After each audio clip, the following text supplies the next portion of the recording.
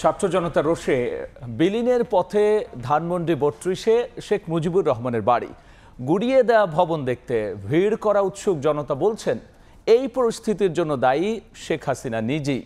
এদিকে ভবনের ধ্বংসস্তূপ থেকে ইট, কাঠ, লোহা কুড়িয়ে নিয়ে যাচ্ছেন নিম্ন আয়ের মানুষ। আবার কেউ কেউ সেলফিও তুলে স্মৃতি সংরক্ষণ করছেন। বিস্তারিত জানবো আমান নবীর কাছে।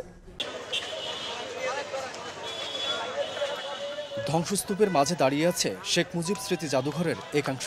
ভাঙচুর গড়িয়েছে তৃতীয় দিনে। এদিন এক্সিবিটরের পরিবর্তে ব্যবহার হচ্ছে হামার, হাতুড়ি, শাবল।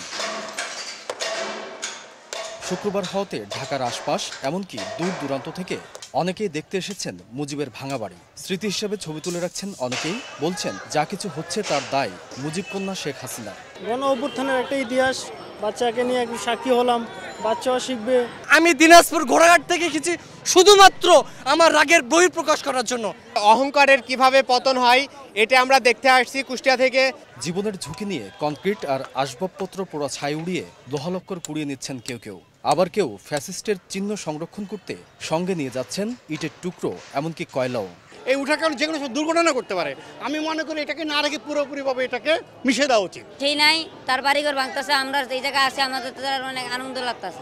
ক্ষমতাচ্যুত প্রধানমন্ত্রী শেখ হাসিনা ও আওয়ামী লীগের পুনরুত্থান ঠেকাতে সবাইকে একযোগে কাজ করার আহ্বান ছাত্র জনতার। ফিরবে গণতন্ত্র, ক্ষমতায় আসবে জনগণের ভোটে নির্বাচিত রাজনৈতিক দল।